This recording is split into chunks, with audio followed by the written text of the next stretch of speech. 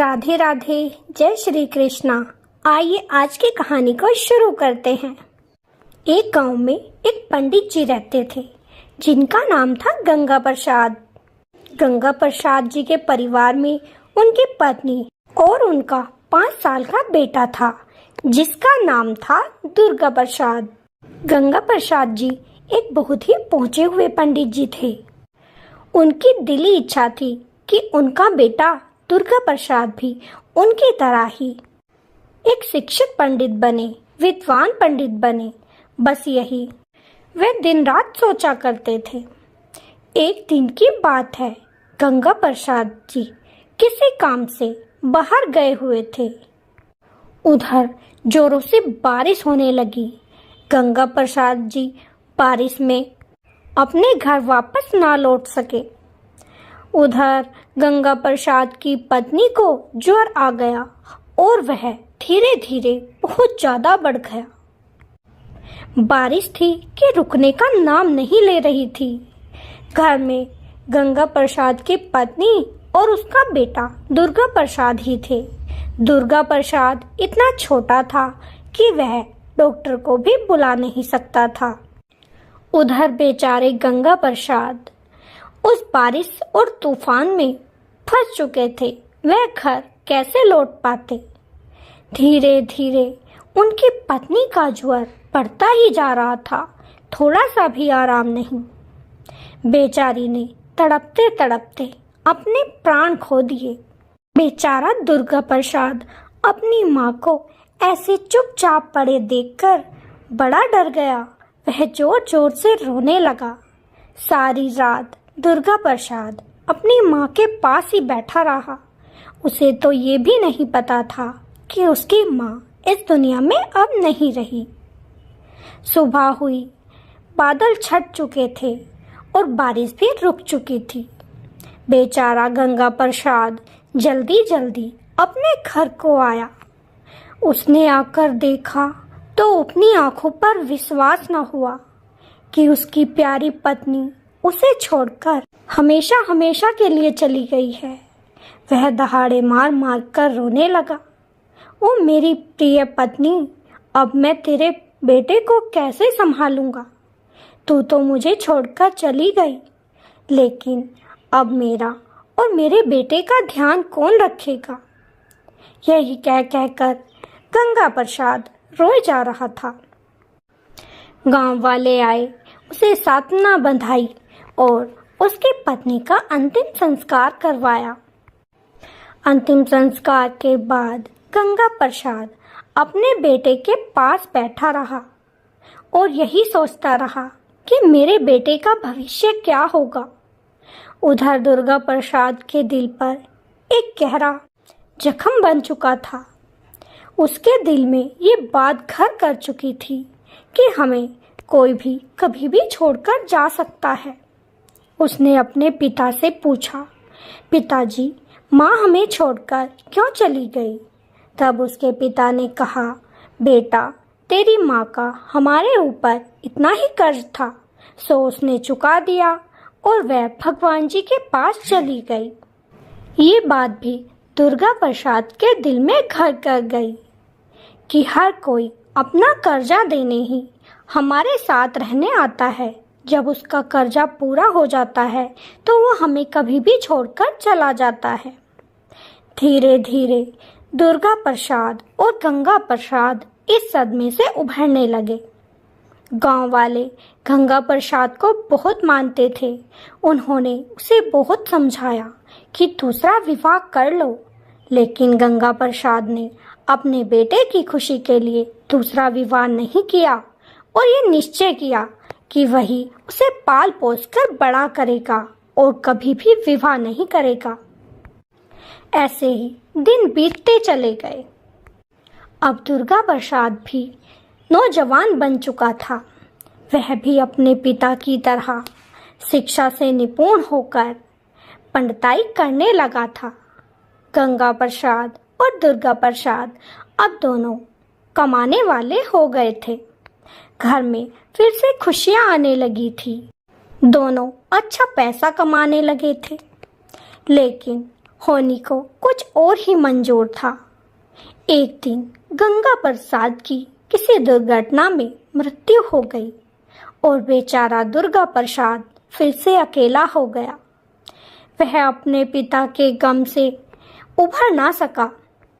कई दिनों तक उसने न खाना खाया और अपने पिता को याद करता रहा। वह अपने घर में ही पड़ा रहता, किसी से कोई बात ना करता। दुर्गा प्रसाद के पड़ोसी ये सब देखकर बड़े परेशान थे कि ऐसे तो दुर्गा प्रसाद मर जाएगा, उसे समझाना पड़ेगा। अब सभी पड़ोसियों ने दुर्गा प्रसाद को समझाया और अपने ही गांव की एक गरीब लड़की के साथ दुर्गा प्रसाद का विवाह करवा दिया। दुर्गा प्रसाद का विवाह जिस गरीब लड़की से हुआ था, वैसे तो वह ज़्यादा पढ़ी लिखी नहीं थी, लेकिन वह संस्कारी थी और समाज में उठना बैठना जानती थी। धीरे धीरे दुर्गा प्रसाद के घर को उसने फिर से खुशियों से भर दिया। दुर्गा प्रसाद भी अब अपने पिता के गम को भूल गया और फिर से काम पर लग गया। ऐसे ही समय बीतता जा रहा था। एक दिन दुर्गा प्रसाद की पत्नी गर्भवती हुई। दोनों बड़े खुश हुए कि हमारे घर में एक नन्हा मुन्ना सा मेहमान आने वाला है। अब तो दुर्गा प्रसाद अपनी पत्नी का बड़ा ध्यान रखने लगा। समय यूं ही बीत रहा था। दुर्गा प्रसाद की पत्नी को 9वां महीना शुरू हो गया और वह दिन भी आ गया जब उसके घर में एक नन्हे मेहमान की किलकारियां गूंजने लगी। दुर्गा प्रसाद बच्चे की किलकारी सुनते ही घर के अंदर आया और उसने अपने बच्चे को अपनी गोद में उठाया। देखा तो बेटा हुआ था। वह उस बच्चे को चुपचाप बाहर की ओर लेकर चल दिया और गंगा जी के किनारे जा पहुंचा। अपने बच्चे को अपनी गोद में लिए वह गंगा जी में 3 डुबकी लगाने लगा और फिर बच्चे के सीधे कान में उसने 3 बार फूंक मारी तो बच्चा अचानक से बोलने लगा। दुर्गा प्रसाद बोला, बता, तेरा मुझ पर कर्जा है या मेरा तुझ पर कर्जा है, और कितना है? तब बच्चा बोला कि तुझ पर मेरा 50 रुपए का कर्जा है। तो दुर्गा प्रसाद गंगा जी के किनारे खड़े होकर बोला, देखो भाई, मैं तुम्हें 50 रुपए देता हूँ, तुम अपने 50 रुपए ले लो और मुझे कर्जे से मुक्त कर दो। बच्चा बोला, ठीक है, मुझे 50 रुपए दे दो। अब तो दुर्गा प्रसाद ने तुरंत उसे 50 रुपए दे दिए और फिर से उसके उल्टे कान में 3 बार फूंक मारी, जिससे वह बच्चा फिर से उसी अवस्था में आ गया। अब तो दुर्गा प्रसाद ने उसे गंगा जी में प्रवाहित कर दिया और अपने घर चुपचाप लौट आया। उधर दुर्गा प्रसाद की पत्नी ये बात सोचकर बड़ी चिंतित थी कि मेरे पति न जाने उस नन्हे से बच्चे को कहाँ लेकर गए हैं। मैंने तो उसका मुख तक नहीं देखा। दुर्गा प्रसाद जब अकेले घर के अंदर आया तो उसकी पत्नी ने पूछा, बच्चा कहाँ है? आप तो अपने साथ मेरे बच्चे को भी लेकर गए थे। दुर्गा प्रसाद ने कहा, वह अपना कर्जा लेने आया था, सो मैंने उसे दे दिया। वह हमें बीच राह में छोड़कर चला जाता और हम दोनों रोते बिलखते रह जाते। अभी तो मोह भी नहीं था, इसीलिए मैंने उसे कर्जे से मुक्त करके यहाँ से भेज दिया। बेचारी पत्नी कुछ ना कह सकी। उसने अपने पति की बातों पर विश्वास किया और अनमने मन से अपने घर का कार्य फिर से करने लगी। ऐसे ही कुछ समय बीत गया और एक बार फिर दुर्गा प्रसाद की पत्नी गर्भवती हो गई। इस बार फिर उसने एक लड़के को जन्म दिया। दुर्गा प्रसाद ने पहले की तरह अपने बच्चे को गोद में लिया और वह फिर से गंगा किनारे जा पहुंचा। फिर से उसने सीधे कान में 3 बार फूंक मारी तो बच्चा बोलने लगा और गंगा जी में 3 डुबकियां लगाकर कहने लगा, बता, तेरा मुझ पर कर्जा है या मेरा तुझ पर कर्जा है और कितना है? तब बच्चा बोला, तेरा मुझ पर कर्जा है, वही देने आया हूँ, और 100 रुपये कर्जा है। तब दुर्गा प्रसाद कहने लगा, अगर मैं तुम्हें अपने कर्जे से मुक्त कर दूं तो क्या तुम यहाँ से चले जाओगे? बच्चा कहने लगा, अगर तुम वचन दो कि तुम पर मेरा कोई कर्जा नहीं है तो मुझे यहाँ से जाने में कोई आपत्ति नहीं है। अब तो दुर्गा प्रसाद ने गंगा जी के बीचों बीच खड़े होकर वचन दिया कि मैं तुम्हें अपने 100 रुपये के ऋण से मुक्त करता हूँ, जाओ तुम यहाँ से चले जाओ। और फिर से उस बच्चे के उल्टे कान में 3 बार फूंक मार के उसे गंगा जी में प्रवाहित कर दिया और फिर से अपने घर चुपचाप आ गया। दुर्गा प्रसाद के चेहरे पर अपने बच्चों को खोने का तनिक भी भय न था। वह बिल्कुल भी परेशान नहीं था। उधर उसकी पत्नी अपने दूसरे बेटे को खोने के गम में थोड़ी परेशान हो चुकी थी कि 2 बेटे हुए और दोनों को इन्होंने गंगा जी में प्रवाहित कर दिया। दुर्गा प्रसाद घर पर आया। उसने फिर से सारी बात अपनी पत्नी को बताई। पत्नी इस बार भी कुछ ना बोली, लेकिन अब उसे दुर्गा प्रसाद पर गुस्सा आने लगा कि ये तो मेरे सारे बच्चों को ऐसे ही मुझसे दूर कर देगा। कुछ समय तक वह दुर्गा प्रसाद से दूर ही रहने लगी, ज्यादा बात ना करती, हर वक्त उदास रहती। दुर्गा प्रसाद अपनी पत्नी की उदासी का कारण जानता था, इसीलिए उसने अपनी पत्नी को बहुत समझाया और बेचारी वह पत्नी मान भी गई और फिर से दुर्गा प्रसाद के साथ अच्छा व्यवहार करने लगी। उसका परिणाम ये हुआ कि कुछ दिनों बाद दुर्गा प्रसाद की पत्नी फिर से गर्भवती हो गई। अब तो दुर्गा प्रसाद की पत्नी को बहुत ज्यादा डर लगने लगा कि इस बार जब मेरी संतान होगी तो कहीं फिर से यह उसे मार न दे। इसी चिंता में बेचारी ना खाना खाती और ना ही वह खुश रहती थी। ये सब पड़ोस की एक बूढ़ी अम्मा देख रही थी। एक दिन उन्होंने दुर्गा प्रसाद की पत्नी से पूछा, क्यों री बिटिया, आजकल बड़ी ही उदास रहती है, क्या बात है, मुझे बता। पहले तो उसने कुछ ना बताया, लेकिन जब बूढ़ी अम्मा बार बार पूछने लगी तो उसने सारी बात बूढ़ी अम्मा से बता दी। बूढ़ी अम्मा ये सब जानकर बड़ी हैरान हुई और बोली, तो चिंता ना कर, इस बार तुम मेरे साथ राजा साहब के पास चल, वो तेरा न्याय जरूर करेंगे। अब तो दुर्गा प्रसाद की पत्नी उस बूढ़ी अम्मा के साथ राजा साहब के दरबार में पहुंच गई और अपनी सारी बात राजा साहब को बताई। राजा साहब बोले, देखो बहन, जब इस बार तुम्हें प्रसव पीड़ा हो उसी समय तुम मुझे बुलावा भिजवा देना। मैं तुम्हारे घर के बाहर वेश बदल कर आ जाऊंगा और तुम्हारे बच्चे को इस बार नहीं मरने दूंगा। वह बड़ी खुश हुई कि शायद इस बार मेरा बच्चा बच जाएगा। खुश होकर वह अपने घर वापस आ गई। उधर फिर से समय पूरा हुआ और जब प्रसव पीड़ा होने लगी तो दुर्गा प्रसाद की पत्नी कहने लगी, देखो जी, आप बूढ़ी अम्मा को मेरे पास छोड़कर चले जाओ और दाई को बुला लाओ। दुर्गा प्रसाद ने ऐसा ही किया। वह बूढ़ी अम्मा को अपनी पत्नी के पास छोड़कर चला गया। उधर मौका पाते ही बूढ़ी अम्मा राजा साहब को खबर कर देती है।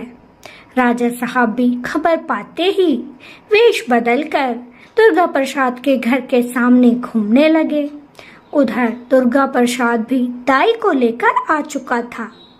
थोड़ी ही देर बाद एक बेटे ने जन्म लिया। दुर्गा प्रसाद ने फिर से वही किया जो वह हमेशा करता था। उसने अपने बेटे को एक कपड़े में लपेटा और घर से बाहर चल दिया। चलते चलते वह फिर से गंगा किनारे आ पहुंचा, लेकिन इस बार राजा उसका पीछा कर रहा था। राजा ने छिपकर देखा कि दुर्गा प्रसाद गंगा जी में डुबकी लगाता है और फिर अपने बच्चे के कान में 3 बार फूंक मारता है और कहता है, बता, मेरा तुझ पर कर्जा है या तेरा मुझ पर कर्जा है और कितना है? वह नन्हा सा बेटा बोला, मेरे ऊपर आपका 50,000 का कर्जा है, वही चुकाने आया हूँ। दुर्गा प्रसाद मन ही मन सोचने लगा, 50,000 का कर्जा तो बहुत होता है भाई, ये पूरी जिंदगी नहीं उतार पाएगा और हमारा अंतिम संस्कार तो कर ही देगा।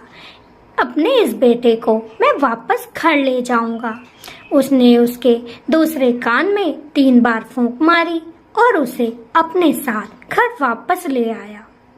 राजा की कुछ भी समझ नहीं आया कि दुर्गा प्रसाद ने अपने इस बेटे को क्यों नहीं मारा और राजा वहां से वापस अपने राजमहल में चला गया। उधर जब दुर्गा प्रसाद अपने बेटे के साथ घर के अंदर गया तो बहू ने सोचा कि राजा साहब की वजह से आज मेरा बेटा जीवित है, उन्होंने ही मेरे बेटे की जान बचाई है। वह राजा साहब को धन्यवाद देने लगी। दुर्गा प्रसाद बोला, ये हमारा बच्चा हमारा बुढ़ापे तक साथ निभाएगा, अब हमें इसके साथ अपनी खुशियां बांटनी है। अब तो दुर्गा प्रसाद ने गांव में सभी को भोजन करवाया और खूब खुशियां मनाई। धीरे धीरे समय बीतता जा रहा था और दुर्गा प्रसाद अपने बेटे को देख देख कर खुश हो रहा था कि मेरा बेटा जल्दी से बड़ा होगा और फिर वह भी मेरे जैसा विद्वान पंडित बनेगा और मैं इसका विवाह करूंगा, पोते पोते होंगे, सब कुछ कितना अच्छा होगा। यही सोच सोच दुर्गा प्रसाद फूला ना समाता। लेकिन दुर्गा प्रसाद अपने बेटे को बाहर शिक्षा ग्रहण करने नहीं भेजता था। वह खुद ही अपने बेटे को शिक्षा दीक्षा सिखाता था और उसने जल्दी ही अपने बेटे को अपने से भी विद्वान बना दिया और दुर्गा प्रसाद ने अपने बेटे का नाम रखा चंद्र प्रसाद। अब तो दुर्गा प्रसाद अपने बेटे को एक दिन कहने लगा, बेटा, अब तुम्हारी शिक्षा पूर्ण हो गई है, अब तुम निश्चित होकर अपनी मैया के साथ समय बिताया करो। तब चंद्र प्रसाद कहने लगा, पिताजी, जब शिक्षा पूर्ण हो ही चुकी है और मुझे आगे चलकर यही कार्य तो करना है, तो क्यों ना मैं अभी से आपके हाथ बटा दिया करूं। मैं भी आज से पूजा पाठ के लिए जाया करूंगा। दुर्गा प्रसाद खुश तो बहुत था, लेकिन सोचने लगा, अभी यह इतना बड़ा भी नहीं हुआ कि कमा कर ला पाएगा, और ये कहकर वह घर से बाहर चला गया। उधर चंद्र प्रसाद अपनी माता से जिद कर बैठा, माँ, आज तो मैं भी कमा कर लाऊंगा, मैं भी पूजा के लिए जाऊंगा। मैया ने बड़ा समझाया, लेकिन चंद्र प्रसाद नहीं माना और घर से चल दिया। इधर उधर गांव में घूमने लगा, लेकिन किसी ने भी चंद्र प्रसाद से कोई पूजा पाठ न करवाई। बेचारा बड़ा परेशान हुआ कि मैया से बोला था कि आज कमा कर लाऊंगा, लेकिन मुझे तो ऐसा कोई भी जजमान नहीं मिला जिसके यहाँ मैं कुछ पूजा पाठ कर सकूं। शाम हो चुकी थी। चंद्र प्रसाद निराश मन से अपने घर की ओर आ रहा था। तभी उसे किसी के रोने की आवाज सुनाई दी। उसने सामने देखा तो एक सुंदर सी औरत खड़ी हुई रो रही थी। चंद्र प्रसाद उसके पास गया और पूछने लगा, क्या बात है, आप क्यों रोते हो? तब उस औरत ने कहा, मेरा पति न जाने कब से परदेश गया है, ये भी नहीं पता कि कब आएगा। किसी से कुछ पूछूं तो कोई ठीक से बताता नहीं, सब मेरा पागल बनाते हैं। और ये कहकर वह फिर से रोने लगी। तब चंद्र प्रसाद कहने लगा, तुम चिंता क्यों करती हो, मैं बताऊंगा कि तुम्हारे पति कब आएंगे, लेकिन उसकी तुम्हें मुझे दक्षिणा देनी पड़ेगी। ये सुनते ही वह औरत कहने लगी, हाँ, तू भी औरों की तरह मुझे लूटने आ गया। कोई ठीक से कुछ नहीं बताता और दक्षिणा लेकर चंपत हो जाते हैं। तब चंद्र प्रसाद कहने लगा, अगर ये बात है तो मैं तुम्हारे पहले सवाल का जवाब बिना दक्षिणा के ही दूंगा, लेकिन अगर तुम दूसरा सवाल पूछोगी तो उसकी दक्षिणा तुम्हें देनी ही पड़ेगी। औरत सोचने लगी कि पहला सवाल क्या करूं जो इसे दक्षिणा ना देनी पड़े। औरत ने सोचा, अगर मैं इससे ये पूछ लूं कि मेरे पति घर वापस कब आने वाले हैं तो मुझे दक्षिणा नहीं देनी पड़ेगी। मैं यही सवाल इससे पूछ लेती हूँ। तब औरत कहने लगी, अच्छा ये बताओ कि मेरे पति परदेश गए हुए हैं, लेकिन वो घर वापस कब आएंगे? तब चंद्र प्रसाद बोला, वो आज रात 12 बजे ही घर वापस आ जाएंगे और इस बात की मैं तुमसे कोई दक्षिणा नहीं लूंगा। तब वह औरत सोचने लगी, पति तो आज आ ही जाएंगे, इससे क्या कुछ और भी पूछ लूं? उसने सोचते सोचते पूछा, अच्छा ये बताओ मेरे पति कैसे आएंगे और क्या लेकर आएंगे? तब दुर्गा प्रसाद का बेटा चंद्र प्रसाद बोला, तुम्हारे पति एक ऊंट पर आएंगे और बहुत सारा धन कमा कर लाएंगे। ये सुनकर तो वह औरत बड़ी खुश हो गई और बोली, अगर ये बात है ना बेटा, तो मैं तेरी दक्षिणा आज ही तेरे घर पहुंचवा दूंगी, लेकिन अगर तूने मुझे औरों की तरह ठगा तो मैं तुझे एक आना नहीं दूंगी। चंद्र प्रसाद मुस्कुराने लगा और बोला, ठीक है मैया, जो आपका मन करे वो भिजवा देना। और ये कहकर वहां से चला गया। घर जाकर अपनी मैया से बोला, अरे मैया, एक औरत मिली थी और उसने भी दक्षिणा उधारी में कर ली, न जाने आएगी भी या नहीं। उधर दुर्गा प्रसाद भी तब तक अपने घर आ चुका था। चंद्र प्रसाद की मैया ने उसे भोजन दिया और फिर तीनों सोने चले गए। उधर वह औरत यही सोच रही थी कि ना जाने वो बच्चा सही कहता होगा या नहीं, कहीं औरों की तरह मेरा पागल तो नहीं बना गया। तभी 12 बजे उसके दरवाजे पर खटखटाहट होने लगी। उसने बाहर देखा तो उसका पति बाहर खड़ा हुआ था और वह तो ऊंट पर आया था, उसके साथ बहुत सारा धन था।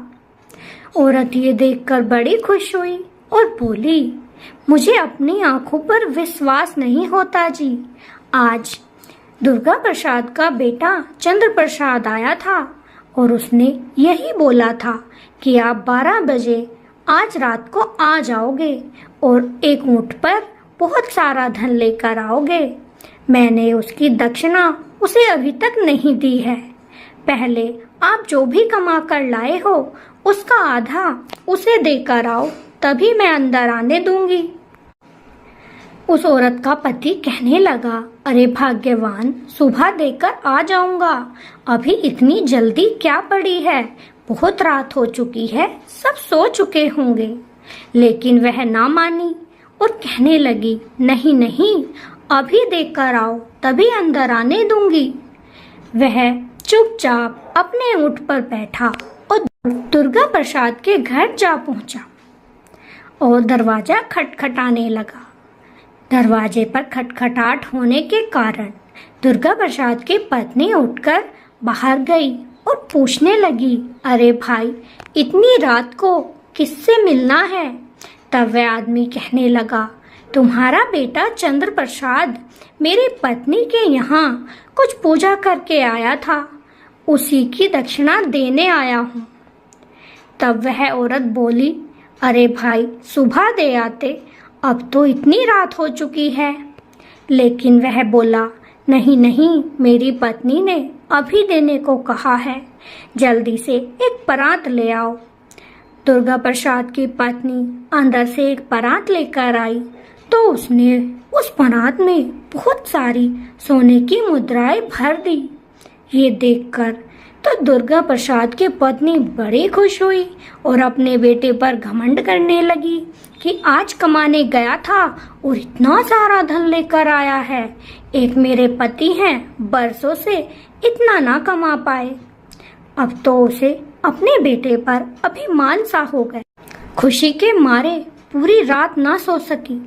सुबह होते ही अपने पति के पास गई और बोली, सुनो जी, अभी तक सोते हो? तुम्हें पता है मेरा बेटा कल कमाने गया था और इतना सारा धन लेकर आया है, आज तक तुमने इतना धन कभी ना देखा होगा। दुर्गा प्रसाद सोचने लगा कि ऐसा क्या मिल गया चंद्र प्रसाद को, जरा मुझे भी तो दिखाओ। उसकी पत्नी वह परात उठाकर लाई तो दुर्गा प्रसाद ने देखा वह परात सोने के सिक्कों से पूरी भरी हुई थी। ये देखते ही दुर्गा प्रसाद के होश उड़ गए और वह जैसे कि तैसे ही जमीन पर गिर पड़ा और अपना सर पीटने लगा। उसकी पत्नी को ये समझ नहीं आया कि इतना धन देखकर कहीं मेरे पति बावले तो नहीं हो गए। वह कहने लगी, क्या हुआ जी, आप सर क्यों पीटने लगे? तब वह बोला, अरे एक बार चंद्र प्रसाद को तो देखकर आ, वह जीवित है कि मर गया। वह बोली, क्या सुबह सुबह अनाप शनाप बातें करते हो? भला उसे क्या होगा, अच्छा भला तो सोया था, फिर भी एक बार देखकर तो आ। दुर्गा प्रसाद बोला। उसकी बीवी तुरंत उसके कमरे में गई और जोर से चिल्ला पड़ी। उसके चिल्लाने की आवाज सुनते ही दुर्गा प्रसाद दौड़ा दौड़ा उसके पास गया तो देखा चंद्र प्रसाद तो मर चुका था। तब दुर्गा प्रसाद बोला, जिस बात का डर था वही हुआ री। मैंने तो सोचा था ये कहाँ 50,000 रुपए जल्दी से उतार पाएगा, हमारे बुढ़ापे तक हमारा सहारा जरूर बनेगा, लेकिन होनी को कोई नहीं टाल सकता। इसे भी हमें बीच भंवर में ही छोड़कर जाना था।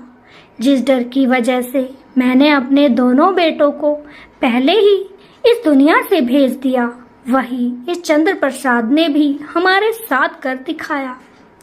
उस दिन दुर्गा प्रसाद की पत्नी को एहसास हुआ कि मैं तो आज तक राजा साहब को ही समझती रही कि उन्हीं की वजह से मेरा बेटा बचा था, लेकिन ये तो पंडित जी ने खुद ही नहीं मारा था। वह समझ गई कि विधि के विधान को कोई नहीं पलट सकता और दोनों पति पत्नी रोते बिलखते रह गए। तो आपको ये कहानी कैसी लगी कमेंट में ज़रूर बताइएगा। अगर अच्छी लगी हो तो वीडियो को लाइक, चैनल को सब्सक्राइब जरूर कीजिएगा। फिर मिलेंगे। राधे राधे, जय श्री कृष्णा।